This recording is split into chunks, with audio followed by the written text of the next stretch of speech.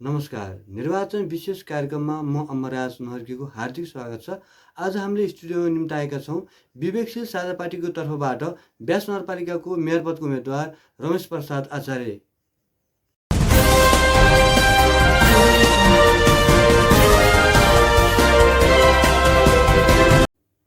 डोमुल FM 94.2 मेगाहर्जमा आज हाम्रो अतिथि हुनुहुन्छ रमेश प्रसाद आचार्य। उहाँ व्यास नगरपालिकामा विवेकशील साझा पार्टीको तर्फबाट उम्मेदवार हुनुहुन्छ। तपाईँलाई हार्दिक स्वागत छ।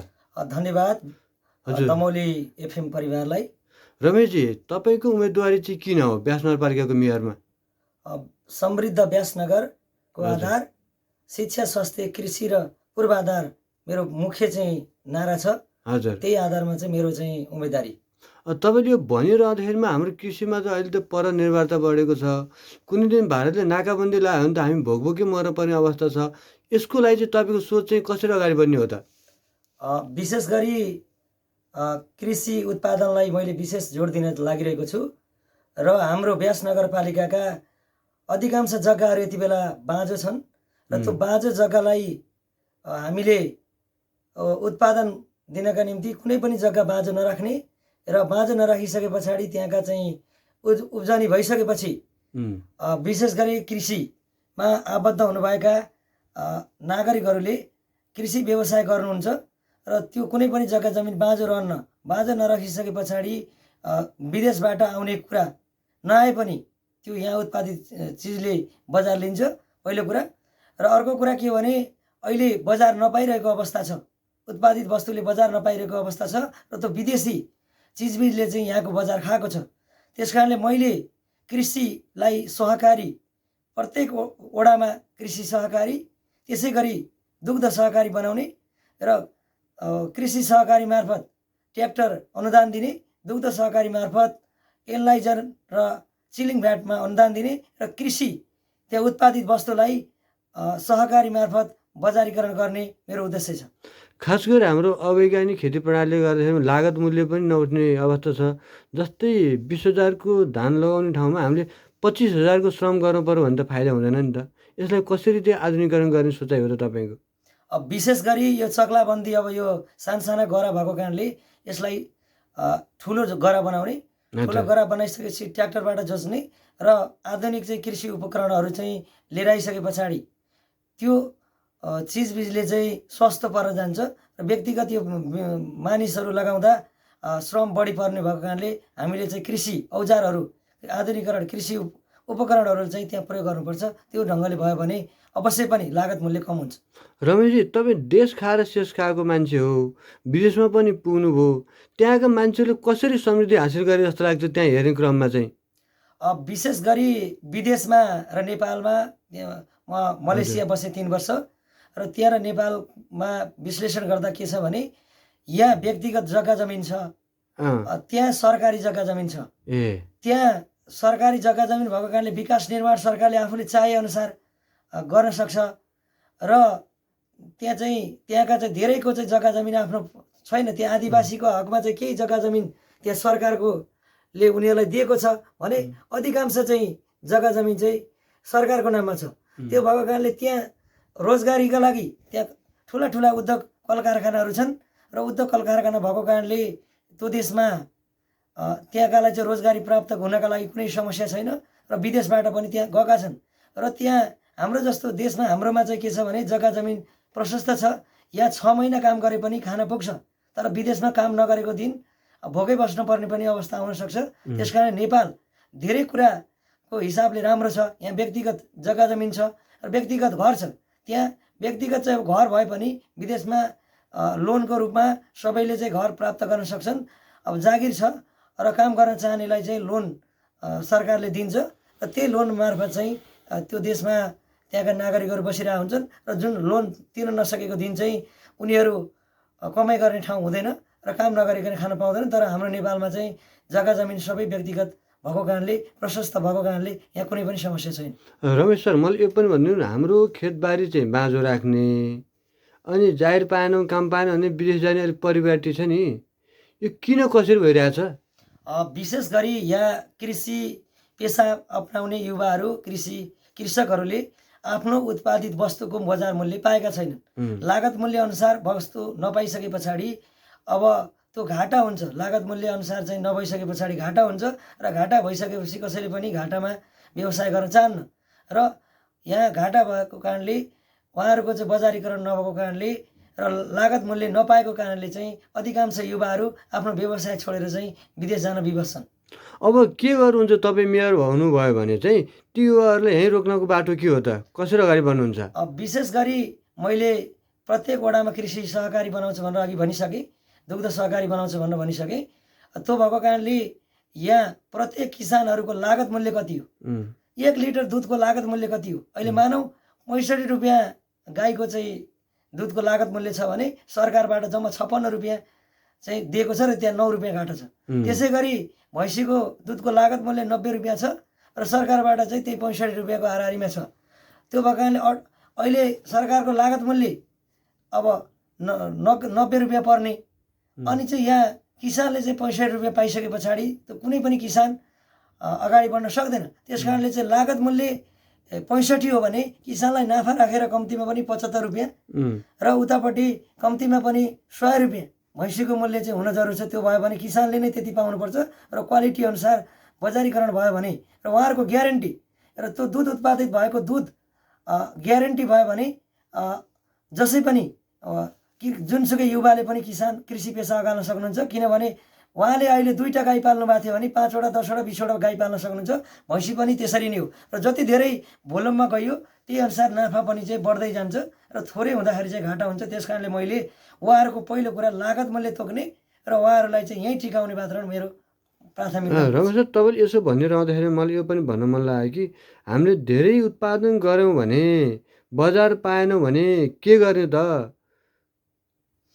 विशेष गरी अहिले के छ भने अब भैँसी पाल्ने लहर चलेको कारणले अब दुध चाहिँ मागभन्दा पनि पूर्ति धेरै होला जस्तो भयो भन्ने कुरा पनि गुनासो आउनु थाल्यो कि त्यसलाई के गर्न सकिन्छ भने व्यास नगरपालिकामा उत्पादित स्थानीय उत्पादनलाई मेरो पहिलो प्राथमिकता हुनेछ र बाहिरबाट आउने सामानहरू जति बेला व्यास नगरपालिकाको उत्पादित वस्तुले मात्रै पुग्ने छ त्यति बेला बाहिरी वस्तुलाई बाहिरी जिल्लाबाट आउने बाहिरी अरू ठाउँबाट आउनेलाई चाहिँ हामीले रोकिनेछ र स्थानीय उत्पादनलाई चाहिँ हामी जोड दिनेछौँ। त्यो भइसके पछाडि कुनै पनि चाहिँ चिजबिज चाहिँ यहाँ धेरै हुने अवस्था छैन। हाम्रो आफ्नो स्थानीय चाहिँ उत्पादनलाई चाहिँ पहिलो प्राथमिकता जोड दिएपछि जसै पनि यहाँ चाहिँ जब युवाहरूको सबै चिजबिजहरू उत्पादित वस्तुले चाहिँ बजार पाउँछ। यहाँ के भन्छन् भने रमेश प्रसाद आचार्य चुनाव जित्दैन भन्ने जान्दा जान्दै पनि किन उठायो होला बिचरा, किन दुःख पायो होला भन्छन्। त्यस्तो मतदातालाई चाहिँ के भन्न चाहनुहुन्छ? विशेष गरी म एउटा गरिब समुदायबाट एउटा कृषि समुदायबाट आएको उठेको मान्छे हो र मजदुर समुदायको मान्छे हो म। किनभने हिजो हामी अभावमा हुर्केका हौँ र सम्पन्नशाली अवस्थामा होइन। हिजो हामी पढ्न जाँदा पनि एउटा चप्पल लाएर जानु पर्थ्यो। त्यति मात्र होइन, चप्पल चुडिँदाखेरि चक्लेटका खोलहरू हालेर चाहिँ हामीले जानु पर्थ्यो। त्यस कारणले अहिले अधिकांश व्यास नगरपालिकामा 47,542 मतदाता हुनुहुन्छ र त्यो मतदाता मध्ये अहिले राजनीतिक दलमा झन्डै 13,000 मात्रै पार्टीका चाहिँ सङ्गठित र क्रियाशील सदस्य हुनुहुन्छ। त्योभन्दा बाहेक 35,000 मतदाता चाहिँ कुनै पनि राजनीतिकसँग संलग्न हुनुहुन्न र मेरो जित्ने आधार चाहिँ के हो भने तिनै 35,000 युवाहरू तिनै मतदाताहरूलाई मैले चाहिँ आफ्नो दृष्टिकोण आफ्नो भिजन प्रस्तुत गर्ने हो र त्यही दृष्टिकोण र भिजनका आधारमा चाहिँ मैले चुनाव जित्ने हो र म त्यो लेभलबाट आएको कारणले यहाँ धेरै कृषि व्यवसायमा आबद्ध हुनुहुन्छ, धेरै किसानहरू हुनुहुन्छ, मजदुरहरू हुनुहुन्छ। त्यसैले उहाँहरू त्यही किसान र मजदुर, म त्यही ठाउँबाट आएको कारणले यही किसान र मजदुरहरूको कारणले मैले चुनाव जित्छु भन्ने मेरो आकलन छ।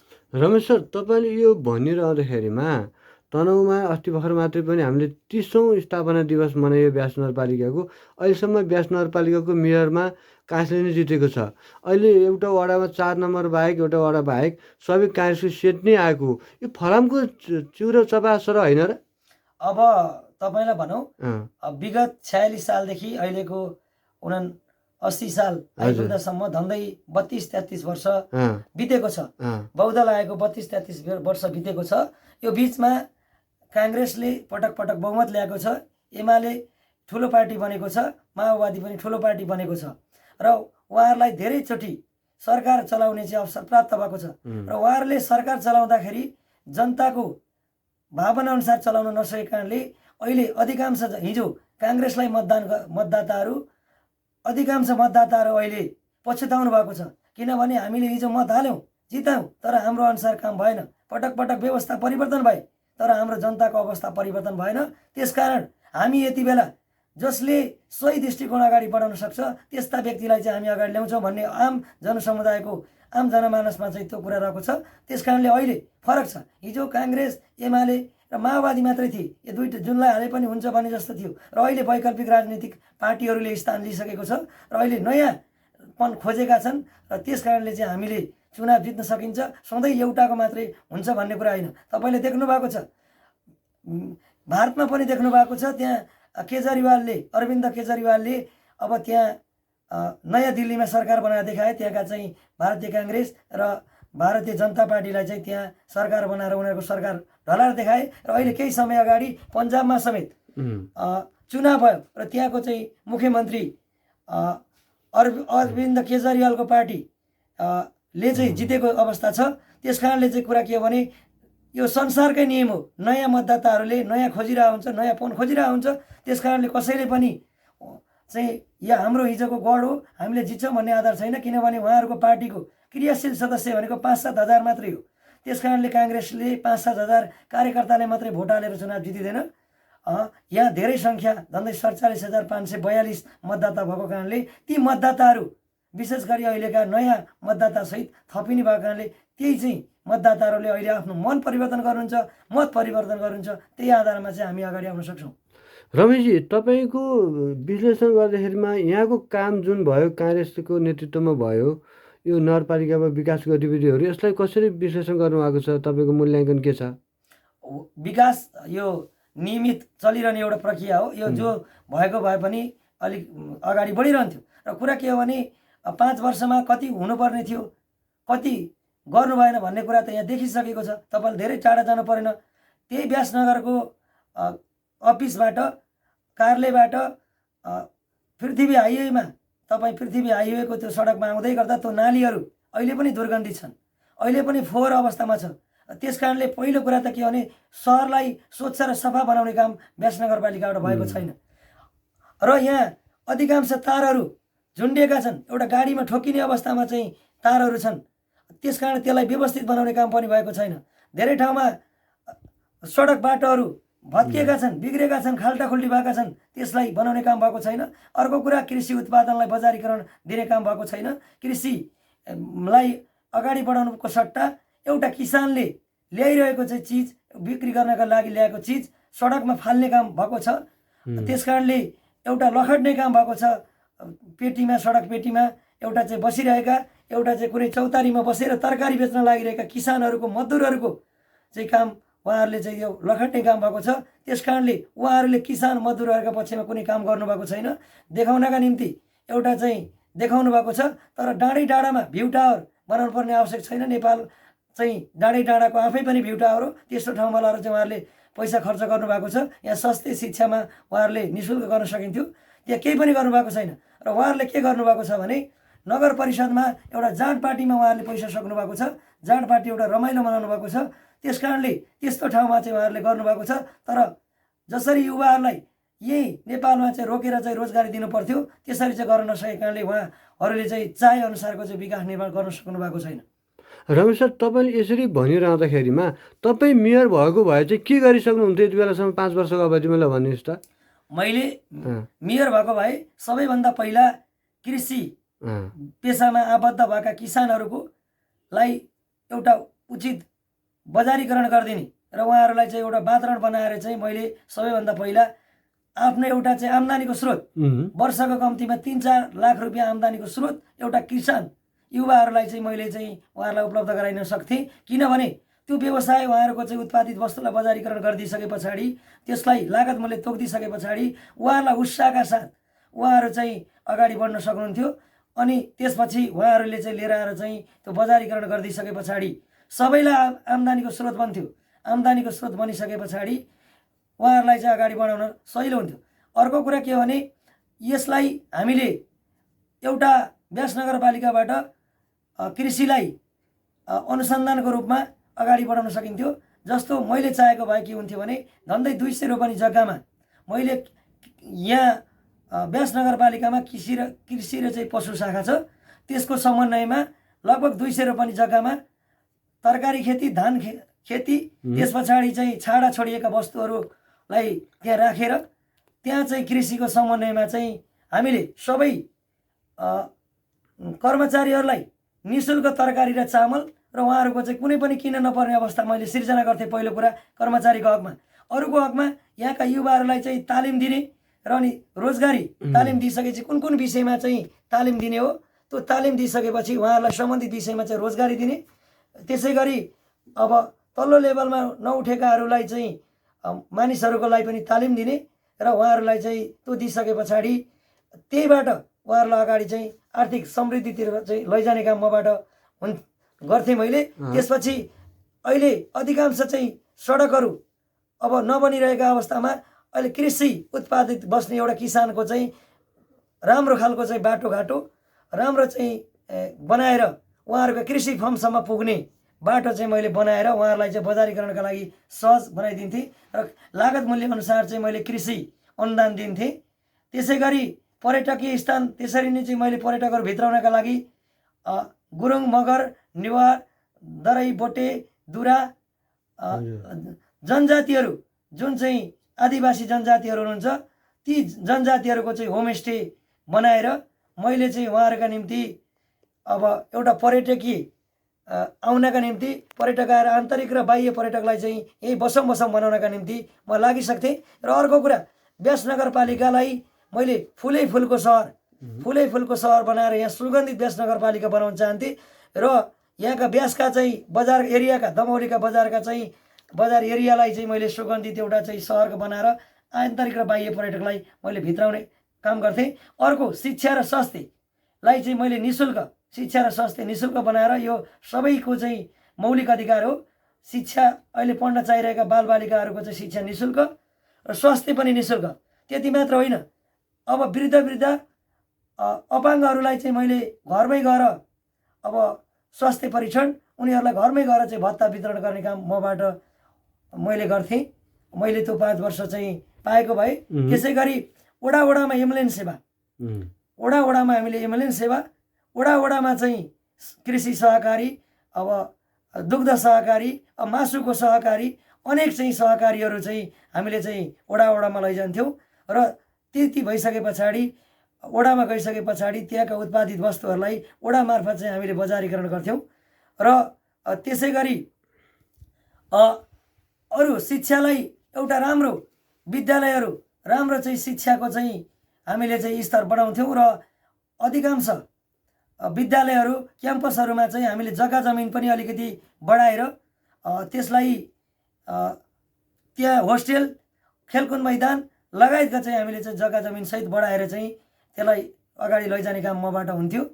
त्यसै गरी कुनै पनि जग्गा जमिन चाहिँ बाँझो नराखिसके पछाडि सबैलाई चाहिँ उत्पादित वस्तु लानका निम्ति बजार लानका निम्ति सहज हुने र सबैले यहीँ किन्नका निम्ति सहज हुने भइसकेपछि बाहिरबाट आउने चिजभन्दा यहीँ उत्पादित चिज चाहिँ सस्तो बनाउनका निम्ति म लाग्ने थिएँ। अर्को कुरा यहाँ बजारमा चाहिँ दुर्गन्धित भएको कारणले मैले प्रत्येक वडामा चाहिँ ल्यान्डफिल साइटको स्थापना गर्थेँ र त्यहाँ चाहिँ मोल बनाएर त्यसपछि त्यो ग्यास बनाएर चाहिँ त्यो ग्यास सिलिन्डर भरेर चाहिँ मैले बजारीकरण गर्थेँ र फोहोरलाई चाहिँ त्यही ठाउँमा लिएर गएर चाहिँ राखिसकेपछि प्रत्येक वडाको आफ्नो ठाउँमा भइसकेपछि त्यहाँ मोल उत्पादन हुन्थ्यो, त्यो मोल बिक्री हुन्थ्यो। अर्को कुरा मैले चाहिँ कुहिने फोहोर अनि त्यस पछाडि फेरि पुनः आउने फोहोरलाई मैले कर छुट दिन्थेँ। कर छुट दिइसके पछाडि त्यो चिजबाट आम्दानी आउने चाहिँ हाम्रो हुन्थ्यो। अर्को कुरा यहाँको चाहिँ सडकहरूलाई 5 वर्षभित्रमा सडकहरू को स्तरोन्नति हामीले गर्ने थियौँ। त्यस पछाडि यहाँ चाहिँ मादी र सेतीको यहाँ सङ्गम स्थल भएको कारणले यही नजिकै मादी र सङ्गम स्थलको नजिकै हामीले चाहिँ चाइनिज पुल नजिकै त्यहाँ बाँध बाँधेर मादीलाई चाहिँ ठुलो ताल, कृत्रिम तालको रूपमा विकसित गरेर त्यहाँ पर्यटकहरू एउटा बोट सञ्चालन गर्ने, त्यहाँ फेरी सञ्चालन गर्ने, सानो सानो चाहिँ एउटा भनौँ पानी जहाजै सञ्चालन गरेर यहाँको चाहिँ टुरिज्म र माछा पालनदेखि सबै कुराका निम्ति चाहिँ अगाडि बढाउनका निम्ति लाग्थे। अर्को कुरा धार्मिक पर्यटन, मस्जिद, चर्च, गुम्बा, मन्दिरहरूभित्र चाहिँ एउटा चाहिँ धार्मिक पर्यटन अभिवृद्धि गर्दै उहाँ धार्मिक पर्यटन मार्फत उहाँहरूलाई चाहिँ अगाडि बढाउनका निम्ति म लाग्थेँ। अर्को कुरा यहाँ प्रत्येक वार्डमा मैले चाहिँ रङ्गशाला, एउटा रङ्गशाला दुई प्रकारका खालका रङ्गशाला हुन्छन्, एउटा अन्तर्राष्ट्रिय स्तरको रङ्गशाला, एउटा स्थानीय स्तरको रङ्गशाला।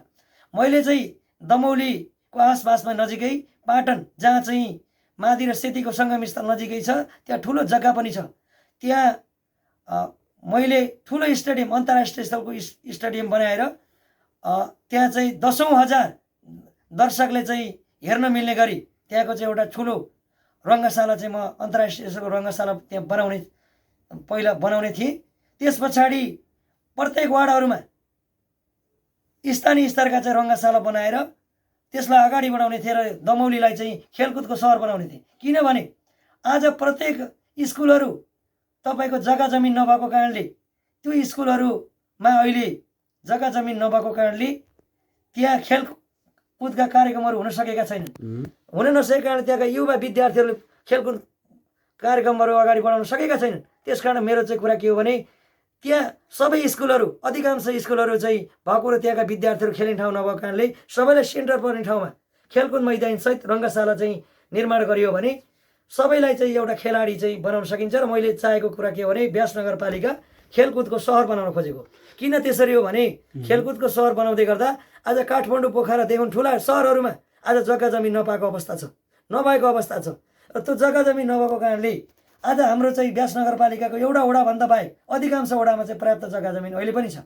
र त्यो जग्गा जमिनलाई चाहिँ पर्याप्त जग्गा जमिन भइसके पछाडि त्यो त्यहाँ चाहिँ रङ्गशाला बनाउने र फेरि कसरी बनाउने भन्ने प्रश्न उठ्न सक्छ। ठुलो एउटा स्टेडियम बनाइसके पछाडि 10,000 चाहिँ दर्शकले हेर्न भइसकेपछि त्यहाँ टिकट काटेर चाहिँ त्यहाँ 10,000ले चाहिँ टिकट काट्नुहुनेछ र टिकटबाट आएको चाहिँ करोडौँ रुपियाँ पैसाले चाहिँ हाम्रो अरू ठाउँमा चाहिँ क्रिकेटदेखि भलिबल, पौडी पोखरी लगायतका अरू चाहिँ रङ्गशाला बनाउनका निम्ति त्यहीबाट आएको पैसाले चाहिँ हामीले गर्न सक्छौँ। अर्को कुरा के हो भने व्यास नगरपालिकामा झन्डै 2 अर्ब रुपियाँ चाहिँ बजेट छ। त्यति मात्रै नै यहाँ प्रदेशबाट पनि आउँछ र सङ्घबाट पनि आउँछ। त्यस कारणले यहाँ अर्बौँ रुपियाँको चाहिँ बजेट यहाँ व्यास नगरपालिकाभित्र आउँछ। त्यस कारणले हामीले व्यास नगरपालिकाको आफ्नै स्रोतबाट र प्रदेश र सङ्घको स्रोतबाट चाहिँ हामीले चाहिँ यसलाई अगाडि बढाउन सकिन्छ र यहाँको शिक्षा र स्वास्थ्यलाई निःशुल्क बनाउन सकिन्छ। यहाँको धेरै कुरा चाहिँ मैले चाहिँ 5 वर्षको बिचमा मैले पाएको भए गर्ने थिएँ। तपाईँले धेरै कुराहरू भन्नुभयो, 30 बुँदे प्रतिबद्धता पनि सार्वजनिक गरिसक्नु भएको छ। तपाईँले यी कुराहरू भनिरहँदाखेरिमा विकसित देशहरूले दिने सुविधा 81 के छ, जादुको छरी छ, त्यति कुराहरू पुरा गर्न सकिन्छ जस्तो लाग्छ तपाईँलाई? यहाँ पर्याप्त चाहिँ बजेटहरू छ। सबैलाई भनौँ चुहावट भएको छ।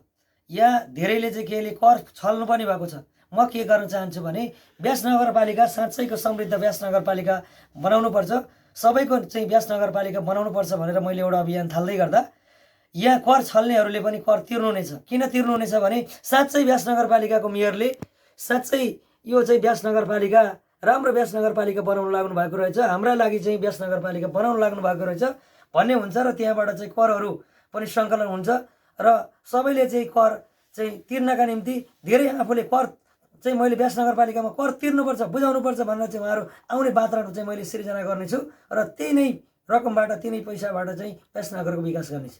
रमेश सर, अहिले यहाँको चुनावी चाहिँ चर्चाको विषय पनि छ। एकातिर एमाले र नेपाली काङ्ग्रेसका पूर्व मन्त्री गृहमन्त्री गोविन्दराज जोशी समूहबीच दीपक राज जोशी सरले एकातिर उम्मेदवार हुनुहुन्छ, अर्को निवर्तमान नेपाली काङ्ग्रेसका सभापति तथा व्यास नगरपालिका बालवाला फेरि मेयर पनि मैदानमा उठिरहनु भएको छ। ती दुई मैदानी यत्रो खेलाडीहरूको बिच रमेशजी हेभीवेट नेताहरूको बिचको प्रतिस्पर्धालाई चाहिँ कसरी लिनुभएको छ त बताइदिनुहोस् त।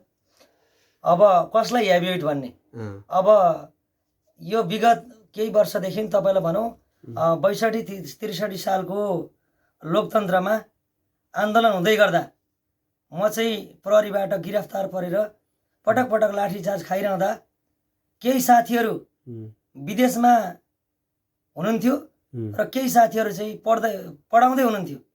अब जसले लोकतन्त्रका निम्ति लड्यो, जो गणतन्त्रका निम्ति लड्यो, त्यो मान्छे हेभीवेट नहुने अनि कोही क्याम्पस पढाएर आउने, कोही चाहिँ हिजो विदेशमा चाहिँ आफ्नो देशको चाहिँ शिक्षा नीतिलाई लात मार्दै विदेश गएर आउने मान्छे कसरी चाहिँ रमेश आचार्यको अगाडि हेबिट हुन सक्छ? तपाईँ यसो भनिरहँदाखेरिमा म त अब उनीहरू यति समयसम्म त राज गर्दै आएको हो त यहाँ काङ्ग्रेसकै छ त अहिलेसम्म त मेयर। तपाईँलाई अघि पनि मैले भनिसकेँ, ब्यास नगरपालिकामा 47,542 मतदाता हुनुहुन्छ र त्यसमा काङ्ग्रेसको मतदाता भनौँ काङ्ग्रेसको सदस्यता लिनुभएका पार्टीका चाहिँ क्रियाशील सदस्यको सङ्ख्या त्यही 5-6 हजार हो। अब उहाँहरूको चाहिँ 47,000 मा 5,000 भोट ल्याएर चाहिँ उहाँले कसरी चुनाव जित्न सक्नुहुन्छ? अर्को कुरा, अनि त्यसो भनिरहँदा विवेकशील साझा पार्टीको कति छन् त? तपाईँको 16,000 छन् त? ल भनिदिनुहोस्। विशेष गरी कुरा के हो भने अहिले अधिकांश हाम्रो पनि धेरै छैनन् होइन। मेरो जित्ने आधार भनेको के हो भने हाम्रा चाहिँ दृष्टिकोण, हाम्रो भिजनले जित्ने हो। चुनाव भनेको भिजनले जित्ने हो, दृष्टिकोणले जित्ने हो। उहाँहरूसँग हिजो देखिसक्नुभयो, हिजो उहाँहरूले गरिसक्नुभयो, उहाँहरूले पटक पटक चाहिँ अवसर पाइसक्नुभयो। पाइसकेको कारणले उहाँहरूसँग जनता सन्तुष्ट हुनुहुन्न। त्यस कारण चाहिँ मैले चाहिँ के चाहिरहेको छ भने रमेश आचार्य बोल्ने मात्र होइन, बरु गरेर देखाउने हो। आज पनि मैले चाहिँ हिजोका कुनै ठाउँमा पाइरहेको ठाउँमा गरेर देखाएको छु। त्यस कारणले चाहिँ मेरो जित्ने आधार के हो भने हामी एजेन्डाले जित्ने हो, आफ्नो विषयवस्तुले जित्ने हो। त्यस कारण हामी पनि हाम्रा चाहिँ सबै क्रियाशील सदस्य छन्, हाम्रा चाहिँ पार्टीका सदस्य छन् सबै भनेर हामी त्यो जित्ने आधार होइन। यहाँको जित्ने आधार चाहिँ मतदाता हो र मतदाताहरूलाई चाहिँ हामी कन्भिन्स गर्न सक्छौँ, त्यही आधारमा चाहिँ जित्न सक्छौँ। त्यस कारणले कुनै पनि पार्टीको सदस्यता धेरै हुनसक्छ, तर उहाँहरूसँग जनता नहुन सक्नुहुन्छ, पार्टीको कार्यकर्ता मात्रै हुन सक्नुहुन्छ, कसैको कार्यकर्ता कम हुनसक्छ, जनताहरूको पक्षमा धेरै पनि हुनसक्छ। त्यस कारण हाम्रो पार्टीका मेम्बर थोरै भए पनि हामीलाई चाहिँ माया गर्ने जनता मतदाता चाहिँ धेरै हुनुभएको छ। त्यस कारण चाहिँ जित्ने आधार चाहिँ त्यो। रमेश सर, तपाईँ बिहान पनि दुध बोकेर हिँड्नुहुन्छ, तरकारी बोकेर हिँड्नुहुन्छ, पसिना बगाउनुहुन्छ। अब किसान बन्ने कि नेता बन्ने दुईटै भ्याउनुहुन्छ त? विशेष गरी मेरो चाहिँ यो व्यवसाय रहरको व्यवसाय होइन, बाध्यताको व्यवसाय हो तपाईँलाई भन्नुपर्दा। किनभने हिजो राज्य तहमा बस्ने भनौँ यही नगरपालिकामा बस्नेले पनि एउटा किसानको उत्पादित वस्तुलाई बजारीकरण नगरिदिएको कारणले म आफ्नै चिजबिज उत्पादन गरेर चाहिँ मैले बजार लिएर आएर चाहिँ बिक्री वितरण गरेको छु। र मैले मात्र होइन, म जस्ता सयौँजनाले चाहिँ युवाहरू आज त्यसरी नै बिक्री वितरण गर्नुभएको छ र त्यो नगरपालिका एउटा राज्य तहले चाहिँ कुनै पनि काम गरिदिएको छैन। त्यस कारण मेरो कुरा के हो भने मैले अहिले व्यवसाय धान्दै गर्दा भोलि त्यो ठाउँमा चाहिँ म पुगेँ भने मेरो चाहिँ व्यवसाय पनि चल्छ, तर बजारीकरण चाहिँ अहिले जुन मैले बजार व्यवस्थापन गरिरहेको छु त्यो बजारी व्यवस्था गर्ने काम चाहिँ अरू चाहिँ मैले नयाँ व्यक्तिहरूलाई चाहिँ रोजगारी दिलाउन सक्छु, मैले 2-3 जनालाई चाहिँ रोजगारी दिन सक्छु। र मेरो कुरा के हो भने म ब्यास नगरपालिकाको मेयर बन्दै गर्दा भोलि मैले मेयर यहाँका चाहिँ मतदाताले मलाई विजय गराउँदै गर्दा मेरो व्यवसाय अहिले जुन मैले बजारकरण गरिरहेको छु त्यो व्यवसाय चाहिँ अरू 2 जनाले चाहिँ बजारीकरण गर्नुहुन्छ, सुरुमै उहाँहरूले रोजगारी प्राप्त गर्नुहुन्छ र मेरो चाहिँ व्यवसाय चाहिँ अब अरूलाई पनि रोजगारी दिएर मेरो व्यवसाय चल्छ र म चाहिँ जनताको काम गर्नेछु। त्यसपछि यहाँका युवाहरू, किसानहरू, मजदुरहरूको काम गर्नेछु। त्यसरी चाहिँ मेरो चाहिँ म अगाडि बढ्नेछु। तपाईँ यो कुरा गरिरहँदैन अहिले समस्या के छ भने 20 रुपियाँमा किलो घिराउलाई किसानसँग लिएर आएर हामीले चाहिँ 80 रुपियाँमा किन्नुपर्ने अवस्था छ। न किसान धनी भए होइन, न उपभोक्ता सस्तोमा पाए, बिचौलियाको हाबी देखिन्छ होइन र? यो चाहिँ कसरी सम्बोधन गर्ने? मैले अघि नै भनिसकेँ, यहाँ प्रत्येक वडामा कृषि सहकारी हुनेछ। कृषि सहकारीलाई त्यहाँका चाहिँ उत्पादित वस्तुहरू किसानहरूले लगेर कृषि सहकारी मार्फत दिनुहुनेछ। कृषि सहकारी मार्फत आइसके पछाडि कृषि सहकारीले नै एकैचोटि बजारीकरण गरिदिनेछ। त्यसपछि किसानकोमा उत्पादित भएको एकैचोटि उपभोक्ताको बिचमा जानेछ। त्यस हुँदाखेरि किसानले अहिले तपाईँले भन्नुभयो 20 रुपियाँमा पाएर 80 रुपियाँमा हामीले किन्नु परेको छ भन्नुभयो। त्यस कारणले भोलि के हुनसक्छ भने भोलि 20 रुपियाँमा किसानले पाएको चिज किसानले 50 रुपियाँमा पाउन सक्नुहुन्छ, तपाईँले 80 रुपियाँमा चाहिँ पाइरहेको चिज 60 रुपियाँमा पाउन सक्नुहुन्छ। त्यस कारणले त्यो 10 रुपियाँ त्यो मार्जिन चाहिँ एउटा जसले चाहिँ समन्वय गर्यो, त्यो समन्वय गर्ने चाहिँ कृषि सहकारीलाई हुन्छ। त्यो कृषि सहकारीलाई 10 रुपियाँ हुँदाखेरि त्यो कृषिले चाहिँ ल्याएको ढुवानी सुवानीको चाहिँ काम चाहिँ त्यो कृषि सहकारीले गर्छ र किसानले चाहिँ 50 रुपियाँ पाउने, उपभोक्ताले चाहिँ 10 रुपियाँ बढी तिरेर गर्दाखेरि दुईजनालाई उता 20 रुपियाँ चाहिँ उपभोक्तालाई चाहिँ कम, यतापट्टि चाहिँ किसानलाई पनि चाहिँ 30 रुपियाँ बढी हुँदाखेरि सबैको चाहिँ त्यहाँ राम्रो हुन्छ र बिचका बिचौलियाले खाने अवस्था र कृषि र चाहिँ यतापट्टि उपभोक्ताको बिचमा चाहिँ जुन अहिले समस्या भएको छ त्यो समस्या चाहिँ हल हुन्छ। रमेशजी, तपाईँ 14वटै वडामा पुगिसक्नुभयो। मैले त सुनेको थिएँ तपाईँ 2 वर्ष अगाडिदेखि नै मेयरको लागि तयारी गरिरहेको भन्ने कुरा। जनमानसको कुरा चाहिँ के आइरहेको छ अहिले, कस्तो प्रतिक्रिया पाउनु भएको छ त? मलाई त जहाँसुकैबाट पनि अँ, तपाईँले उम्मेदवारी दिएर ठिक गर्नुभयो। हामीहरू जतिको व्यक्तिहरूको चाहिँ मत हाल्ने ठाउँ चाहिँ तपाईँले बनाइदिनु भयो भनेर चाहिँ उहाँहरूले भन्नुभएको छ। अँ। र अझै पनि युवा साथीहरूले अब प्रचारको निम्ति अझै तपाईँ आउनु पर्यो, तपाईँहरू चाहिँ सबै ठाउँमा हिँडिदिनु पर्यो। अब हामी अझै किसान र मजदुरहरूलाई चिनाउँछौँ भन्नुभएको छ। र म तपाईँलाई भनौँ, विगत 2058 सालमा आदिकवि क्याम्पसमा म पढ्दै गर्दा म त्यति बेलादेखि 2065 सालमा आदिकविबाट ब्याचलरको पढाइ सकिँदै गर्दा मेरो 7-8 वर्ष चाहिँ त्यहाँ बितेको छ। त्यो बित्ने क्रममा धेरै युवा विद्यार्थीहरूसँग, युवा साथीहरूसँग मेरो चाहिँ त्यति बेलादेखि चिन्जानी छ। त्यस कारणले चाहिँ म यही व्यास नगरपालिकाको भएको कारणले हिजो विगत समय चाहिँ यहाँ 20औं वर्षभन्दा बढी मेरो चाहिँ बजारमा चाहिँ राम्रो चिन्जान छ।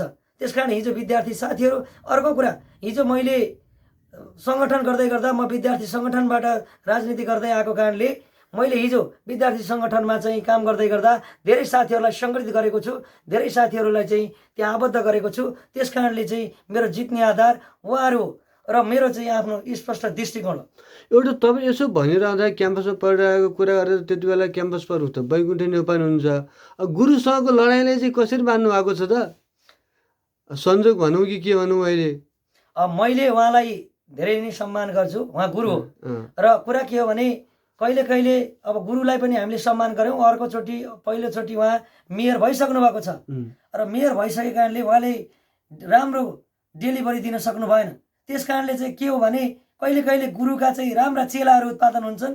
राम्रा चेलाहरूले गुरुको चाहिँ आशीर्वाद, एउटा गुरुले चाहिँ नगरेका कामहरू चाहिँ चेलाहरूले देखिरहेको हुन सक्छन्। त्यस कारणले चाहिँ उहाँलाई सम्मान गर्दै मैले चाहिँ उहाँ गुरुका पनि धेरै विषय नसमेटेका विषयहरूलाई पनि अगाडि बढाउन चाहन्छु र त्यसरी नै चाहिँ अगाडि बढ्न चाहन्छु। रमेश सर, मलाई यो पनि भनिदिनुहोस् न, अहिले युवाहरूको समस्या एकदमै चर्को छ होइन? तपाईँ विदेश पनि गएर आउनुभयो, मलेसिया पनि बस्नुभयो, मलेसिया होइन, हजुर, मलेसिया पनि बस्नुभयो। ती युवाहरूलाई चाहिँ अब चाहिँ होइन म के गर्छु ढुक्क हुनुहोस् भन्ने बाटोमा चाहिँ कसरी गर्नु त? विशेष गरी युवालाई फोकस गरेर भनिदिनुहोस् त। मैले मेरो चाहिँ एजेन्डाहरूमा नि के छ भने 1 वडा 1 कृषि र दुग्ध सहकारी युवालाई तालिम र रोजगारी भन्ने मेरो कार्यक्रम छ। र त्यो भएको कारणले पहिला युवाहरूले कुन तालिम लिन चाहनुहुन्छ, कुन कुन विषयमा उहाँहरूलाई जुन जुन विषय चाहिँ लिन मन लाग्छ, जस्तो बिजुलीको विद्युतको तालिम, त्यस्तै सिकर्मी डकर्मीको तालिम, कपाल काट्ने तालिम, त्यसपछि मुढा बनाउने तालिम लगायतका चाहिँ तालिमहरू चाहिँ उहाँहरूले लिन पाउनुहुन्छ। अर्को कुरा कृषि सम्बन्धी तालिम, पशुपालन सम्बन्धी तालिम लगायतका चाहिँ तालिमहरू उहाँलाई दिइसके पछाडि विशेष गरी उहाँहरू चाहिँ सँग एउटा चाहिँ आर्थिक रूपमा पैसा नभए उहाँहरूले चाहिँ त्यो कार्यक्रम सुरु गर्नका निम्ति उहाँले व्यवसाय गर्न चाहिँ पैसा नभए सहकारी मार्फत उहाँहरूका सर्टिफिकेट, यदि पढे लेखेका युवा हुनुहुन्छ भने उहाँहरूका एसएलसी आइए बिएका डिग्रीका सर्टिफिकेट राखेर ऋण दिने, र अर्को पढे लेखेका नहुनु रहेछ भने यो सहकारी मार्फत उहाँहरूको चाहिँ बिना धितो चाहिँ रकम चाहिँ उपलब्ध गराइदिएर उहाँहरूलाई चाहिँ एउटा व्यवसाय, एउटा बीज फन्ड चाहिँ राखिदिएर चाहिँ उहाँहरूलाई चाहिँ व्यवसाय गर्नका निम्ति मैले प्रोत्साहन गर्नेछु। तपाईँले यसो भनिरहँदाखेरिमा म धेरै ठाउँमा म सञ्चारकर्मी भएको नाताले पुग्छु।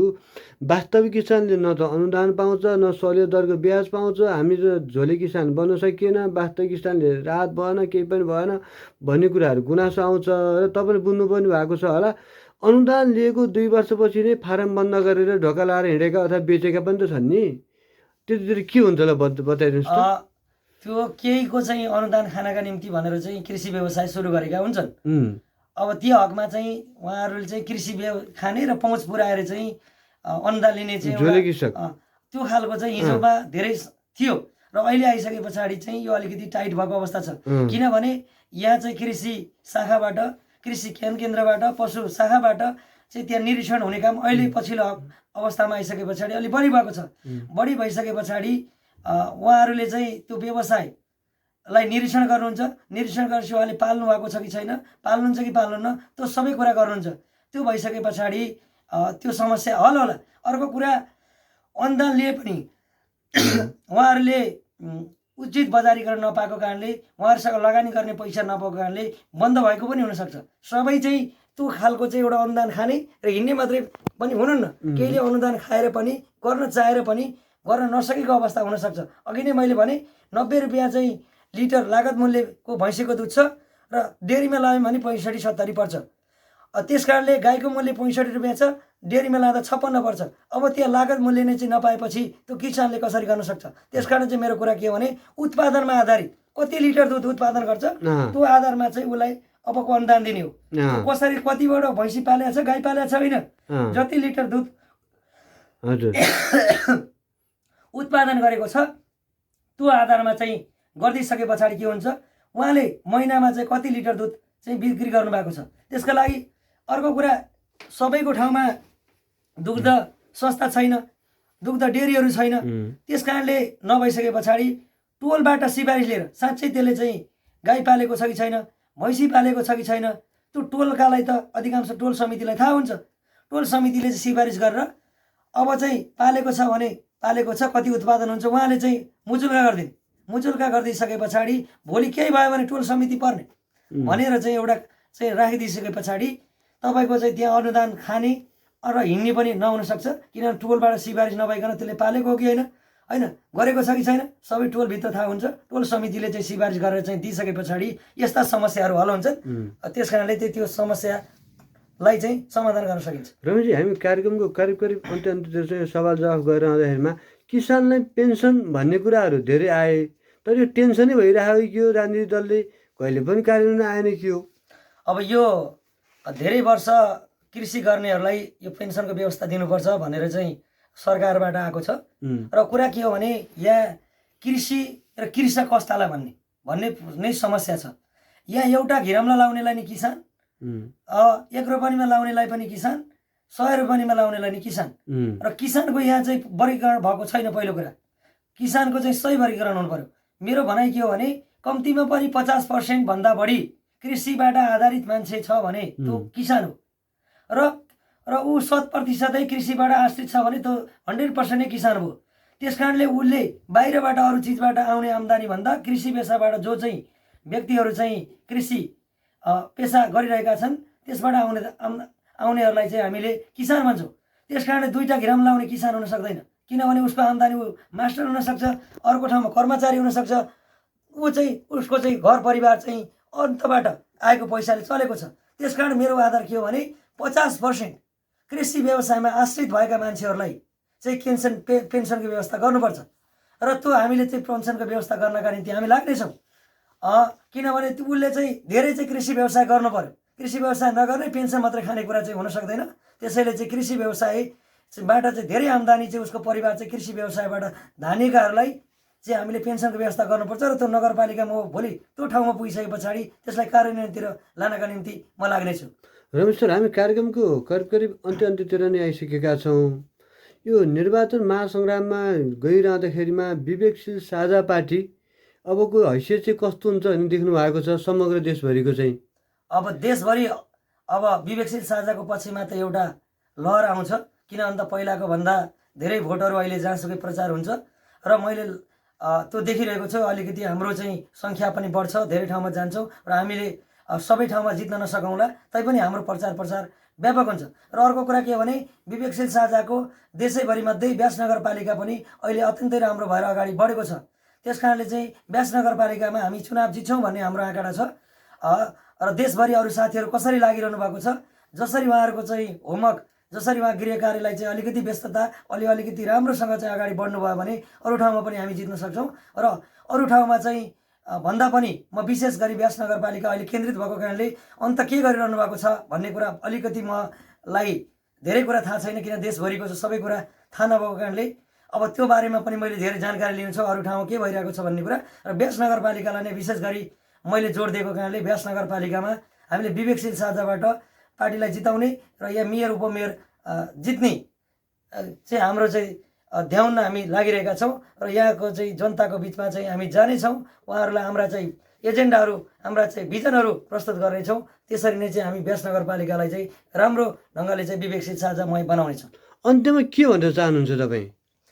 अन्तमा अब व्यास नगरपालिकाभित्र हजुर मैले अब यहाँ धेरै चिजहरू गर्नुपर्ने छ।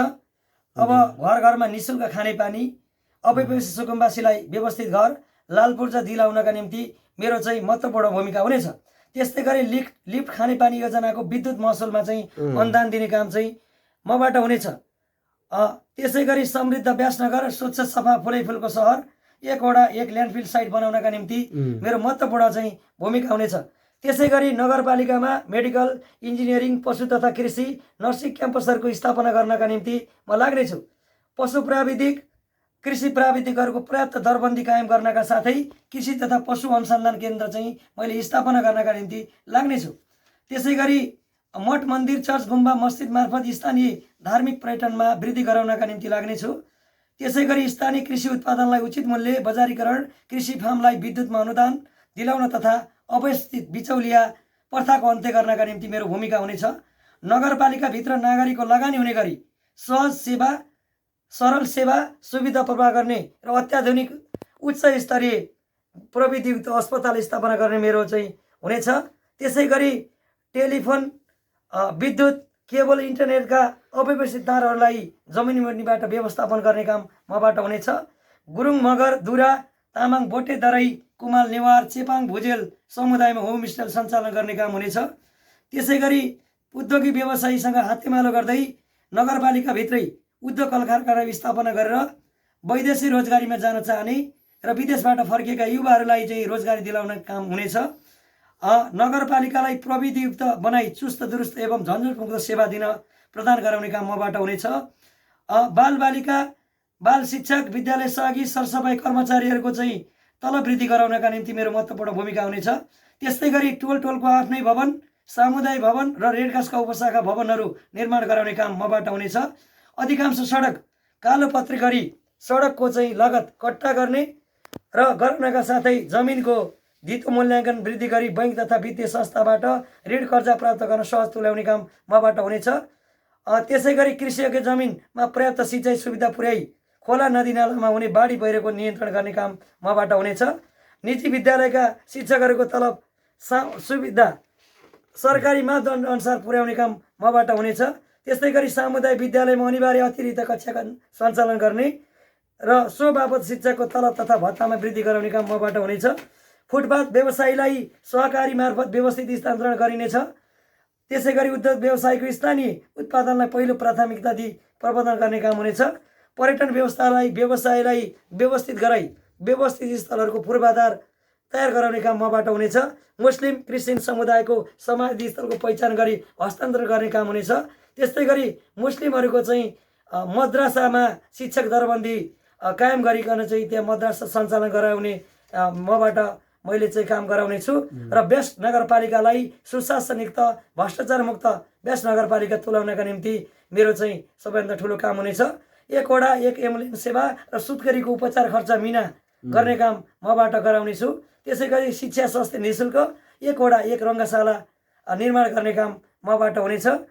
र अब यसरी नै यहाँ चाहिँ धेरै कुराहरू व्यास नगरपालिकाभित्र हुने धेरै कुराहरूलाई चाहिँ मैले समेटेको छु र मेरा घोषणा पत्रहरू, मेरा चाहिँ दृष्टिकोणहरू, भिजनहरू यिनै हुन् र धेरै कुराहरू भनिरहँदाखेरि मात्रै बजेट त महानगरपालिकाकै जस्तो चाहिएला जस्तो देखियो। यो त भरतपुर महानगरपालिकाको बजेट लिएर आएर व्यास नगरपालिका हालियो भने मात्रै साकार होला जस्तो छ त हुने। अब यो 1 वर्षको मात्रै होइन, नगरपालिका 5 वर्षको। तपाईँ हामीले के बुझ्नुपर्छ भने यो 1 वर्षमा सम्पन्न हुने काम होइन, यो 5 वर्षमा हुने काम हो। र हामीले नगरपालिकालाई व्यवस्थित बनाउँदै जाँदाखेरि हामीले यहाँका चाहिँ सङ्घ र प्रदेशलाई चाहिँ हामीले जति धेरै समन्वय गर्न सक्यौँ त्यति धेरै चाहिँ हामीले यहाँ रकम ल्याउन सक्छौँ। भोलि भनौँ सांसद, यहाँका प्रदेश सांसदहरू हुनुहुन्छ, यहाँका चाहिँ तपाईँ सङ्घीय सांसदहरू हुनुहुन्छ, यहाँबाट प्रतिनिधित्व गर्ने मन्त्रीहरू हुनुहुन्छ, उहाँहरूसँग समन्वय गरिसके पछाडि व्यास नगरपालिकामा चाहिँ हामीले बजेट धेरै ल्याउन सक्छौँ। त्यो बजेट लिएर आएर पनि चाहिँ हामीले गर्ने हो। व्यास नगर मात्रै पालिकाको आफ्नै मात्रै कोषबाट हुन्न, यो सबै कोषबाट प्रदेश र चाहिँ सङ्घबाट पनि आउने बजेटबाट गर्ने काम हो। त्यस कारणले चाहिँ हामीले धेरैभन्दा धेरै यहाँ राजस्व सङ्कलन गर्ने र धेरैभन्दा धेरैलाई चाहिँ कर तिर्नुपर्छ भन्ने वातावरण बनाइसके पछाडि अब यहाँको प्रदेश र केन्द्र सहितको व्यास नगरपालिकाको बजेटले यी कुरा सम्भव छ र यी 5 वर्षमा हुने काम हो। र 5 वर्षमा हुने भइसके पछाडि 1 वर्ष मात्र तपाईँले भने जस्तो 1 वर्षमा नहुने हुनसक्छ। 5 वर्ष भनेको धेरै लामो समय हो। 5 वर्षमा चाहिँ धेरै सम्भव हुनसक्छ। 5 वर्षमा धेरै परिवर्तन भएको तपाईँले देख्नु भएको छ।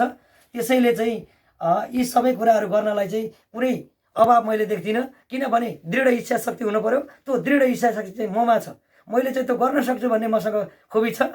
त्यस कारणले चाहिँ यहाँका चाहिँ सबैलाई चाहिँ वातावरण बनाउने, सबैलाई चाहिँ हातेमालो गर्ने, मैले सबै राजनीति भोलि त्यो ठाउँमा गएँ भने सबै राजनीतिक दलहरूसँग बसेर छलफल गर्ने। यो तपाईँ हाम्रो चाहिँ नगरपालिका हो, यो सबैको नगरपालिका हो, यो कुनै राजनीतिक दलको नगरपालिका होइन, सबैको नगरपालिका भन्ने भावनाका साथ काम गरेँ भने मैले सबैको सहयोग पाउन सक्छु। सबैको सहयोग पाइसके पछाडि यो व्यासनगर साँच्चै नै समृद्ध व्यासनगर हुनसक्छ, सुखी व्यासनगर हुन्छ। यहाँ चाहिँ कसैले दुःख नपाउने चाहिँ व्यासनगर हुन्छ। त्यस कारणले यो काम चाहिँ सम्भव छ भन्ने मैले ठान्दछु। अत्यन्त व्यस्तताका बावजुद दोमल एफएमको निमन्त्रण स्वीकार स्टुडियोसम्म आइदिनु हो, त्यसलाई यहाँलाई आभार व्यक्त गर्न चाहन्छु रमेश प्रसाद आचार्य सरलाई। धन्यवाद। मेरो चाहिँ अब व्यस्तताका कारणले मेरो चाहिँ अलिकति स्वर जति आउनुपर्ने थियो, स्वर पनि मेरो चाहिँ अब भोलि धेरै ठाउँमा बोल्नुपर्ने भएको कारणले मैले जति स्वर दिन सक्थेँ अब भन्दै गर्ने क्रममा केही कुराहरूमा चाहिँ मेरा चाहिँ त्रुटि भएका हुन सक्छन्। ती त्रुटिलाई सबैका बिचमा चाहिँ मैले क्षमा याचना माग्दै मलाई विशेष समय प्रदान गर्नुभएकोमा दमौली एफएम परिवारलाई चाहिँ धन्यवाद दिँदै सबै मतदाताहरूलाई अब आउन लागिरहेको चाहिँ चुनावमा तपाईहरूले साँच्चै यहाँको परिवर्तनका लागि तराजु चिन्हमा मतदान गरी मलाई विजय बनाएर तपाईँहरूको सेवा गर्ने अवसर प्रदान गर्नुहुन्छ भन्ने ठान्दछु। धन्यवाद। धन्यवाद, नमस्कार।